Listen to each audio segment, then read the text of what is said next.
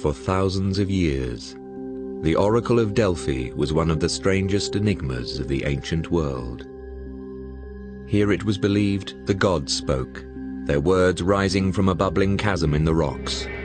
But could there be a rational and scientific explanation for what has long been dismissed as legend? There are ancient descriptions of gases. What gases could that be? There's a fissure in the earth. There's a gas that comes out of it. It used to be strong, now it's weak. It's just a matter of science. Using toxicology, chemistry, geology and archaeology, two scientists have uncovered the mystery of the Oracle of Delphi.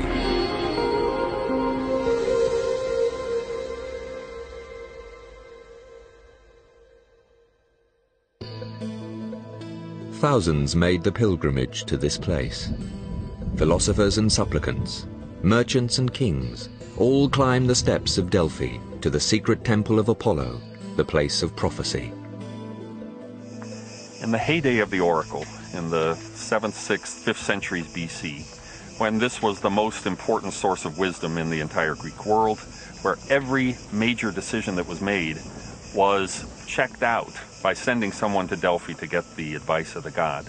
People came to ask the oracle where to found a colony, when to start a war, who to choose as a leader. It was a pilgrimage that began before the birth of Christ and continued into the modern age.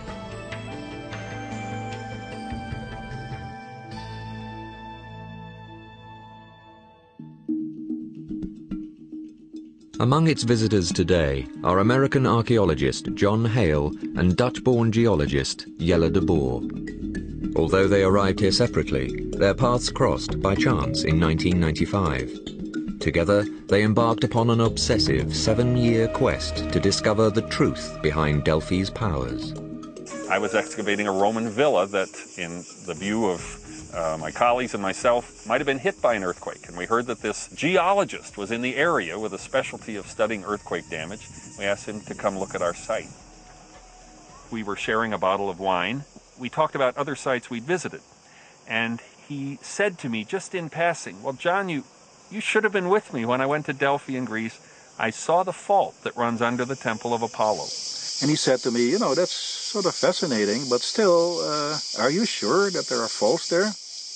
And I said, "Oh yeah, I can more or less prove geologically that there is a continuing fault below the site and that there might be many others as well." And I was really glad to be able to tell him, "Jelle, you're wrong about that. There is no fault under the temple of Apollo at Delphi. Archaeologists have dug there and proved that that is a myth." He became very incensed. He asked me if I would know a fault if I saw one, and I had to confess I wouldn't. So it sort of rocked me back on my heels to be challenged in this way by a geologist on a subject that I had taken as gospel. And he was so confident and so sure about this fault that really shook me. De Boer's theory contradicted the historical records of 1884, when French archaeologists first began excavating Delphi. But when they first began to excavate, they started at the bottom of the slope, and they stripped away the modern, the medieval, the Byzantine, the Roman levels to get down to the classical levels of the sanctuary, the sacred way, the treasuries. They worked their way up the slope, and after just 2 or 3 seasons, they were up here onto the terrace of the temple. It was the Temple of Apollo, which housed the famous Delphic oracle, that was expected to yield the greatest finds. It was here that the priestess, the Pythia, gave consultations to the most powerful men of the ancient world. 9 times a year, the Pythia was called upon to enter the deepest and most mysterious part of the temple, a chamber known as the Aditon, a place only the priestess was allowed. There she would enter a trance or divine frenzy, believed to be possessed by the god Apollo. Only in the Aditon would she be able to prophesy. This woman can't give prophecies outside the temple, can't offer the voice of the god from the porch or from anywhere else in Delphi. It's only at that one spot that she is empowered to speak for the god. According to the ancient chronicles, the Aditon contained an underground cave or chasm. From this chasm rose a spring carrying sacred vapors, infused with a sweet, unearthly scent. Was this, as the ancients believed, the source of the Pythia's prophetic power?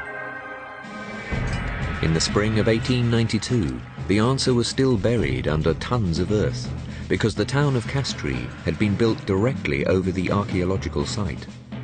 Castries had to be bought house by house by the French school. The houses torn down, the people moved around the corner of the mountain to modern Delphi. They had found the foundations of the temple in the cellars of the old houses, so they knew just where to look. And as they stripped off the houses, this great temple platform came into view. In 1894, they began digging into the Aditon, but the excavation pit kept filling with water. It wasn't until 1913 that the archaeologists were finally able to penetrate the bedrock. They expected to find a big cleft in the rock. They expected to find intoxicating vapors pouring out of it, and they expected to find this spring or fountain inside the temple. They were very disappointed in what they found. It was just a dirt floor. News that the famous chamber was empty traveled quickly. There was no chasm, no exhalation of gas, no spring in the temple, and this statement found its way into the scholarly literature. Everybody learned that that was part of the evidence for saying none of the ancient sources were true. With this conclusion, the once mighty oracle was relegated to the realm of mythology and fiction. It was just a matter of the Pythia inducing her own trance, or perhaps even that it was all a fraud, that the priests and the Pythia were in on a game of milking money from the public with these oracles, but that there wasn't any genuine belief. Once the new skeptical attitude towards Delphi and the traditions about the oracle took hold, people's attitudes changed towards those ancient texts, toward ancient writing about religion in general, and toward ancient writing about Greek science. But almost 100 years later, Jelle de Boer examined the original archaeological record and found a clue that had been missed. Most of the archaeologists thought that they would find below the temple was first a big cavity. And of course they didn't find a big cavity. But the Greek word for cave can be translated in different ways. What had de Boer found in the mountains around Delphi? And what secrets would it reveal? To find out more, he would have to recruit scientists from other specialities and subject the stones and waters of Delphi to the latest technology and tests. His results rocked the scientific world and rewrote the history of one of the world's most sacred sites.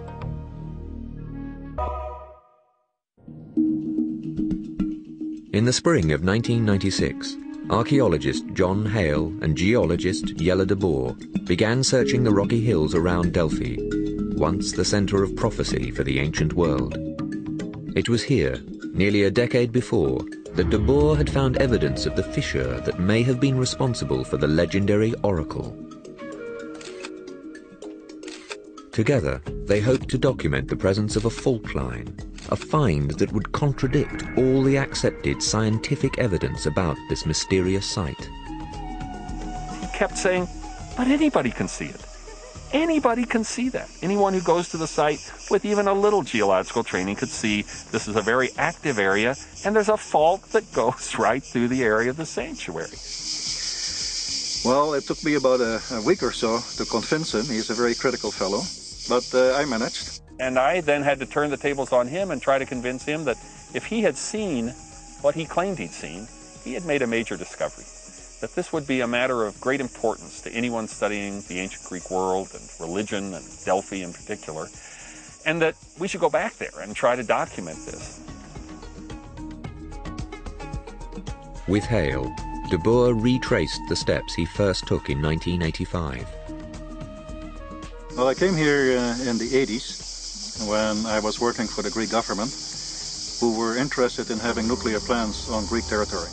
Now, obviously, in a country that has a lot of earthquakes and volcanoes, that is a very, very dangerous thing to have. And so they wanted to make very sure that where they planned to have eventual nuclear plants, there was no seismic activity. That's to say, there were no earthquakes. It was while surveying the area that de Boer spotted a road crew widening the road. They had excavated part of the road and they had exposed a beautiful fault plane. And I thought to myself, hey, this is sort of interesting because I see evidence for a fault to the west of Delphi and I see evidence for a fault to the east of Delphi. Logically, they should be one and the same fault. All I have to do is sort of trace one east and the other one west and hope that they can connect. And I did that. De Boer hiked for miles, tracking the fault line. Satellite photos later confirmed his suspicions. Once you have the help of the satellite maps, it's very, very clear that this fault continues all the way east, below the town of Delphi, from very below the oracle site, and then continues all the way to Percora. The presence of the fault line corresponded with the earliest known accounts of the powers of the oracle, dating back 1,700 years before the birth of Christ.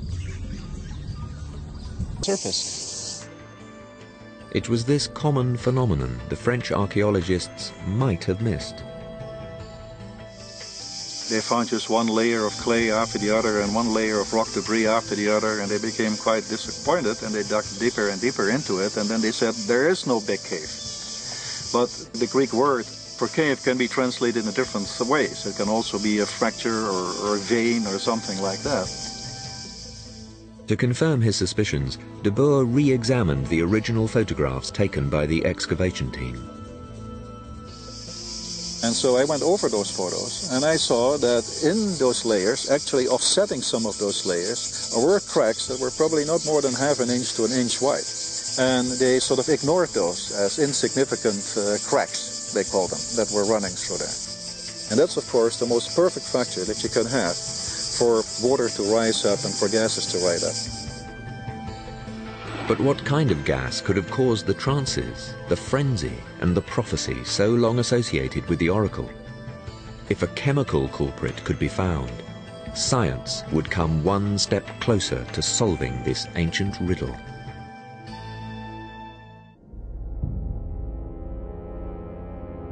Of the thousands of petitioners that consulted the oracle at Delphi, few were given an unequivocal response.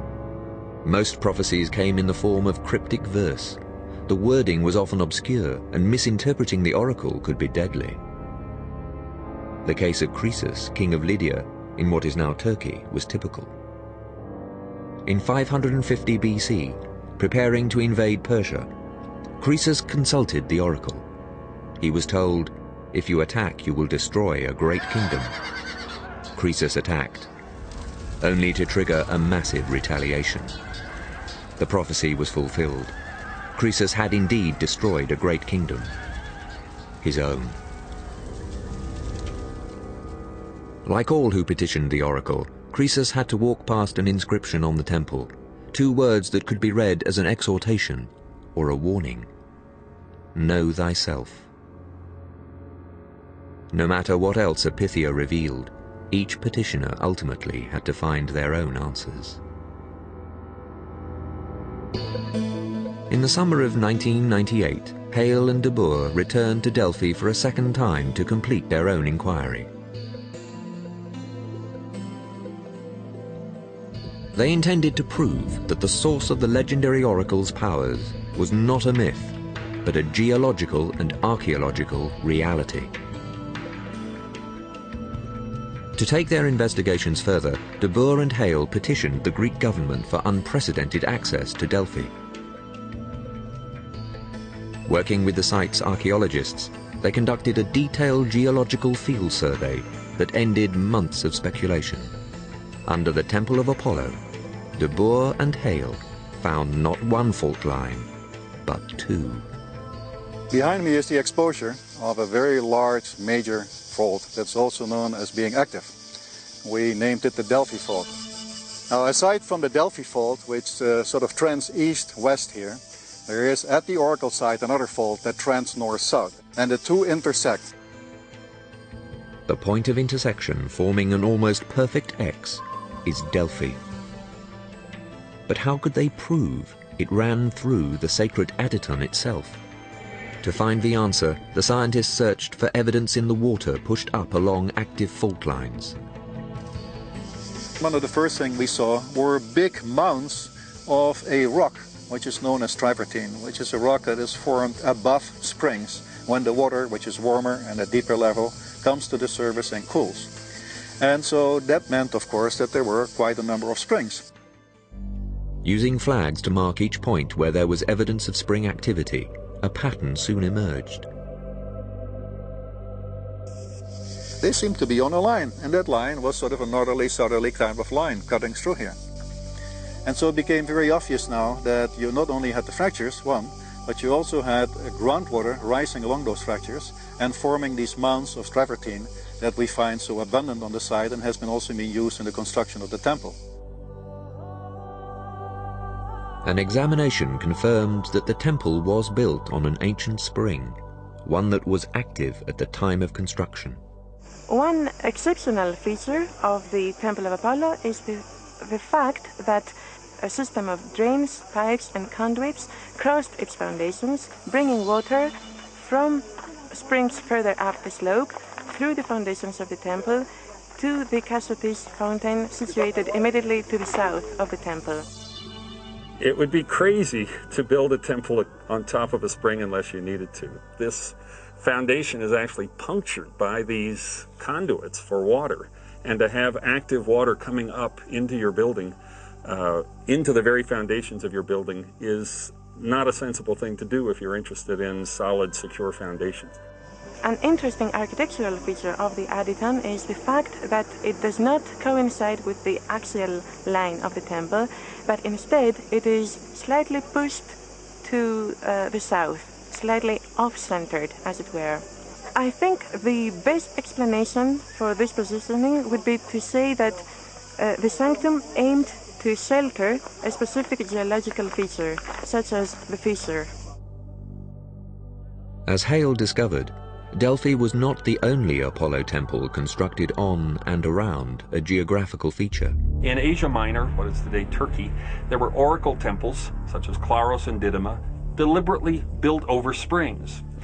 And most extraordinary of all is the example of the Temple of Apollo at Hierapolis in Turkey, where a similar opening in the foundations was a vent for subterranean gases and emission of CO2 so toxic that any small animal wandering into its path would be killed.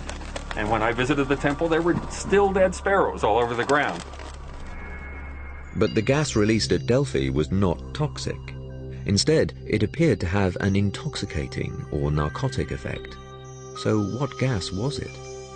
And that is a very difficult thing, obviously, to try to prove, because gases, well, you know, they come to the surface, evaporate, go up in the atmosphere, dilute, and that's it. They're gone forever. It was the travertine, found at what is believed to be the Pythia's underground spring, that provided a plausible answer. Travertine is a calcium carbonate rock that's formed very rapidly when a spring comes up from underground and pressure is released. And when that happens, CO2 is degassed and calcium carbonate precipitates. And this happens very rapidly. This travertine material that you see in here actually is extremely porous. It's like a sponge. You see many, many small holes all through it. And that means that in those holes, it is possible that some of the gases, which theoretically rose with the waters, were captured. And what we need to do then is take samples of the travertine. They need to be crushed, and then those gases hopefully will actually be released and we can analyze those chemically. Environmental chemist Geoffrey Chanton took water samples and tested the travertine. We took these rock samples and we chopped them up into small little pieces and put them into a flask. First we dissolved the rocks with acid because it's a carbonate rock, and so in acid it's quite soluble and it dissolves and liberates all the gases.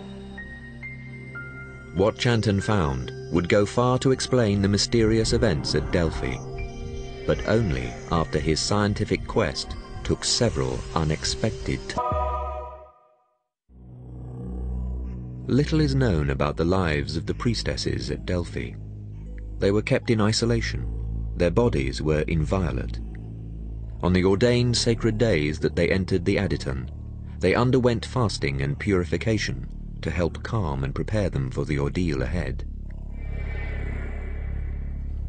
The ancient rituals were violated only once, and it led to disaster. On this occasion, a very important set of people arrived on a wrong day. They forced the woman down, even though she knew it was the wrong day. Prophecies were only supposed to be given from the tripod, inspired by the god, through the voice of the Pythia on the 7th day after each new moon.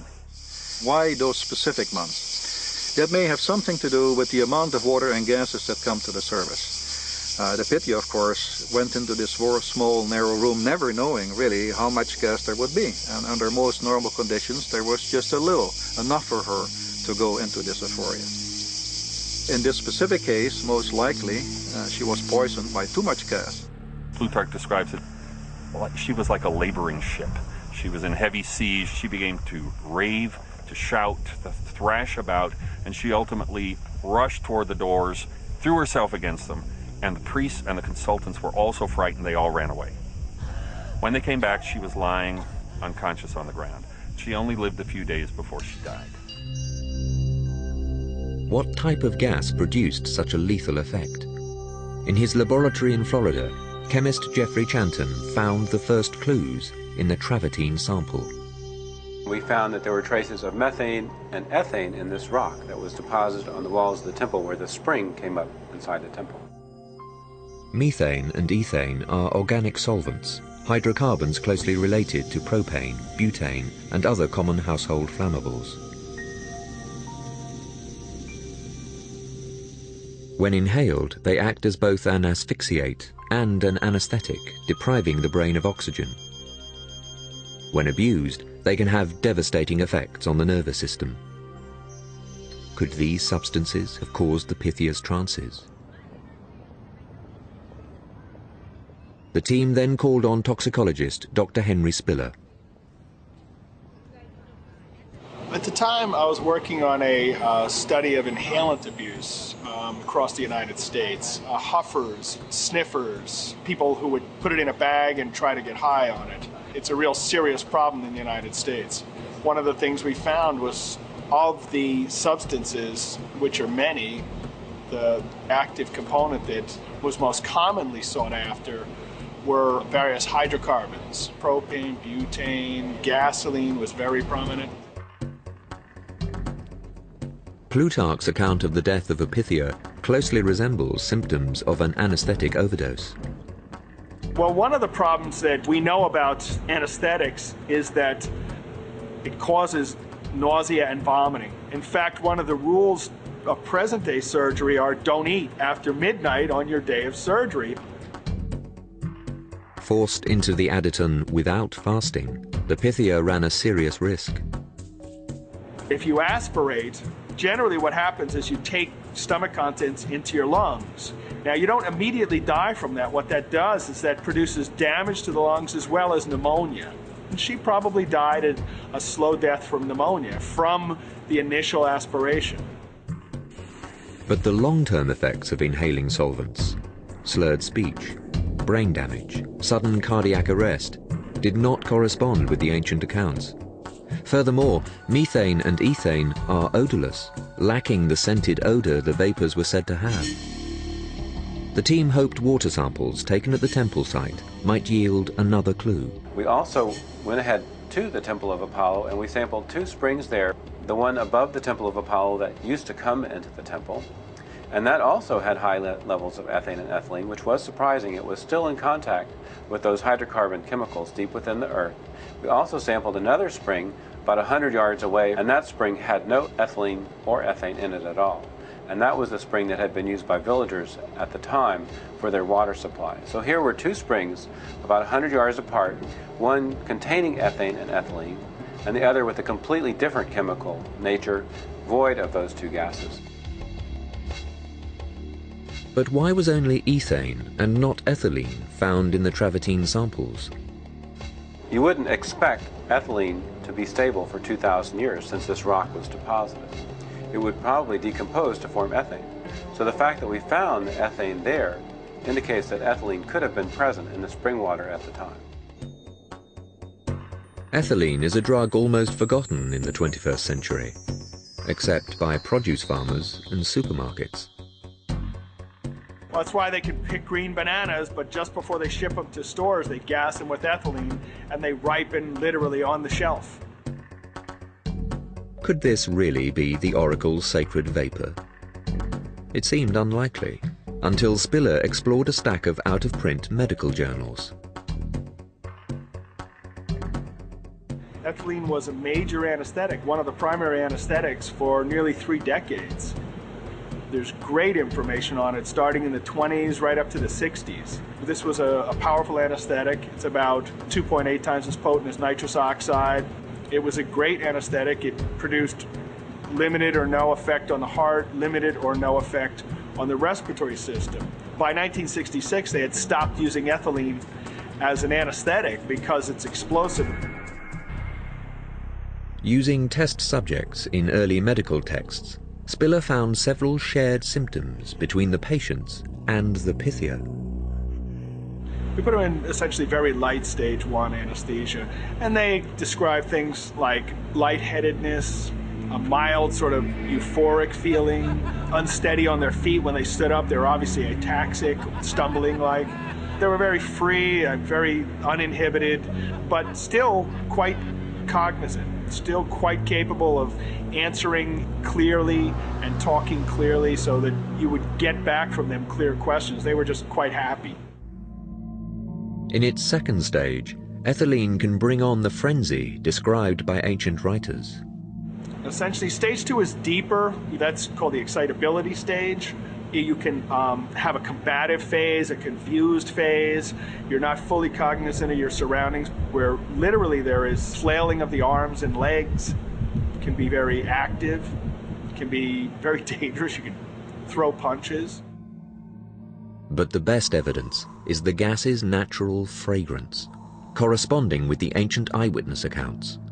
Ethylene has a sweet, perfumey-like odor, and we could smell it within minutes of turning on the vent.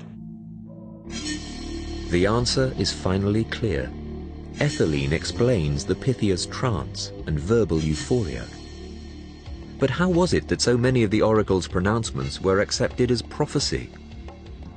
2 factors seem to have played a role. First, the prophecies themselves were often open to interpretation. Like the writings of Nostradamus, they were almost impossible to disprove. Another factor may also have influenced the accuracy of the oracle's advice: Delphi itself.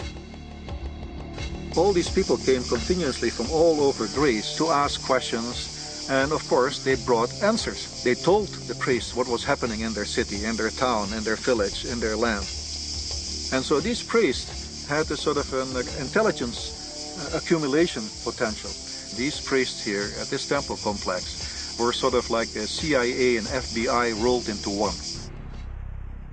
The oracle's prophecies, a mixture of informed advice and ambiguous predictions, satisfied people in much the same way as today's astrological horoscopes.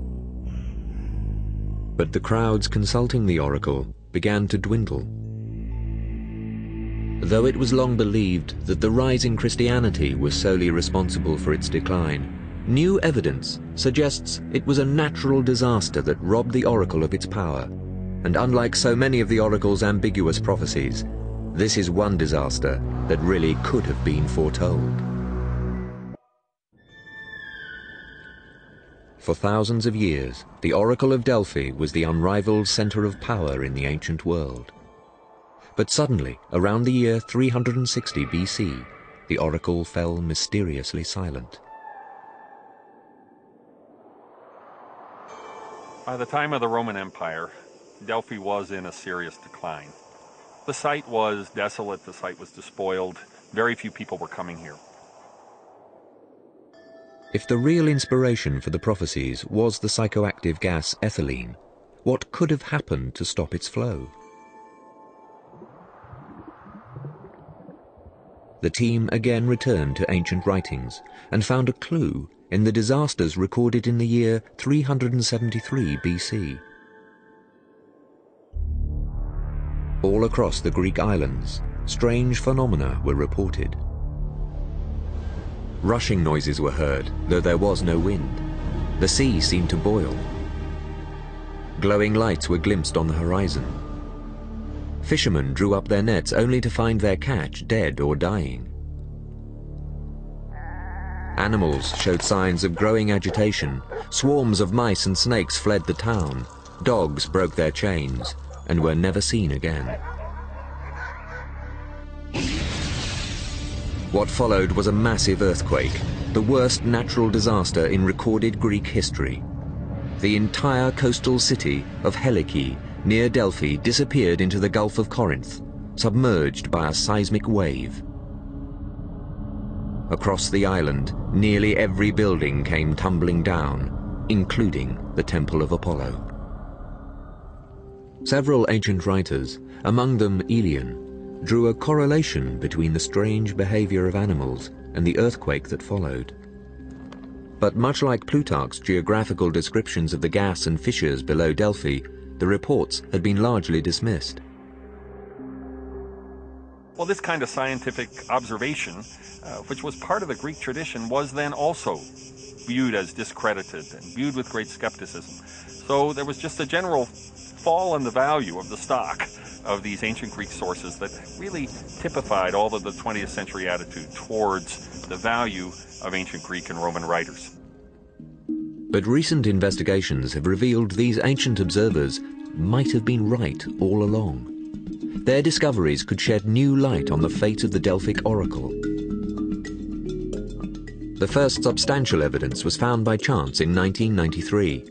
Oceanographers from the nearby University of Patras, conducting an environmental survey, happened to be taking temperature readings in the Corinth Gulf when a magnitude 5.4 earthquake struck. That just before the earthquake there was a spike in the temperature of the deep water, and then a few hours later another spike, 6 degrees centigrade increase in the temperature, and then a third spike, and then the earthquake struck, and they did a sonar survey of the seafloor in the area where this probe was stationed, and they discovered a field of giant submarine pockmarks, these craters, with bubbles coming out of them. And they concluded that it looks like hot gas, hot fluids were erupting from the seafloor in the hours before the earthquake. Dr. Stephen Sota has studied this area since the 1980s and believes this release of gas is behind what are called precursor events, just like those described by the ancient Greeks. The rushing sound could have been venting gas, the glowing lights, gas igniting from friction. The animals may have been reacting to hot gases invading their underground burrows. These theories gained support in 1995 when Sota experienced the aftermath of a 6.2 magnitude quake and was able to document some of these precursor events at first hand. People had noticed bubbling in the seawater on both sides of the Gulf the evening before the earthquake. There were hissing noises, rushing noises like wind that a few people who were awake at 3 in the morning before the earthquake had noticed. There were lights in the sky, and there were unusual animal behavior. Most of the stories, in fact, involved that sort of thing. One eyewitness account closely paralleled those recorded by ancient writers. One man, for example, was driving along the old national road from the village of Rizomilos toward the Selinus River on the night before the earthquake, and he reported that every few meters on the road was a dead mouse run over by vehicles. There were dozens of them, and they were all heading in the same direction. They were crossing the road toward the mountains. So something was driving these ground-dwelling animals out of their burrows and to head for the high ground. I asked him if he knew what had happened here 24 centuries ago, what the ancient Roman writer Aelian had reported, that the same thing had happened, that the mice had abandoned this area and headed for the hills. He didn't know about this story. He was amazed to hear it. If earthquakes are preceded by an immeasurable release of gas, it will do more than just vindicate the ancient writers. This may provide a key for earthquake prediction. According to this theory, sometimes gas will reach the surface without triggering an earthquake, and other times gas at great depth could trigger an earthquake without reaching the surface. So there would not be a perfect one-to-one correlation between these phenomena and an earthquake, but there will be a partial correlation. And a partial correlation is better than none at all. It might be a means of giving some useful warning of earthquakes. It's somewhat like warnings of tornadoes. The prediction is not that a tornado will happen, it's that the conditions are right for a tornado and that it could happen. One final question remains. With the major gas fluctuations confirmed during even minor quakes, what happened to the ethylene flowing under Delphi during the massive quake of 373 BC? A channel for gas emission through a crack or fissure in the earth can be flowing for centuries, and an earthquake can then close it, block it, suddenly shut it off forever. It could be very abrupt. Plutarch tells us that in his day the oracle had declined. He believes that the great earthquake of 373 BC had sealed up the vents that carried the pneuma, the gas, to the surface, and that it was now just diminished or being emitted somewhere else. So perhaps it wasn't the rise of Christianity that destroyed the oracle at Delphi, but the seismic forces that actually gave birth to it.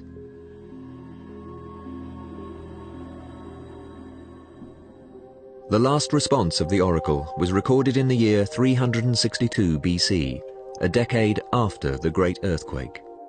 The emissary from the emperor came here and asked the Pythia for a prophecy, and this is the last recorded one. She is said to have responded, "Go tell the king that the beautifully built temple has fallen. Apollo no longer has any shrine here, any sacred laurel tree, any talking spring. The water of speech is silent."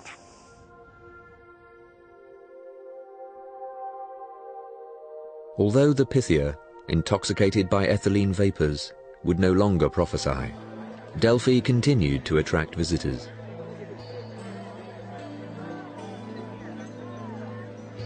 Some of the first records of tourism in the whole world are from Delphi. People were coming here not to consult the oracle, but just to see the sights. And professional guides would show them around and point out this and that temple or shrine or statue and give them the story. They would hike up on a sort of a touristic route to the Corichian cavern and see things there and come back down and then sit on the steps of the temple, again, not to worship or be reverent, but to have comfortable philosophical talks with friends. So it became a sort of a theme park with that ancient tradition still very important, but nonetheless overshadowed by its new role as a tourist destination. Today, with the aid of archaeology, Apollo continues to serve as Delphi's benefactor, drawing modern pilgrims by the thousands. Like the ancient travelers before them, they will hear the ancient tales of underground fissures and mysterious gases, inspiring visions and predicting earthquakes. What began as a chance encounter between two scientific minds grew to encompass explorations into geology, archaeology, chemistry, and toxicology. After 2 centuries, science has answered the mysteries of the oracle at Delphi. The most important thing, I think, of what we did is that we showed that an interdisciplinary approach can actually provide some surprises. What was known as a sort of dogma for as much as almost 50 years in the archaeological world, now we could prove that this was wrong and that the ancient writers were right. And I like that an awful lot.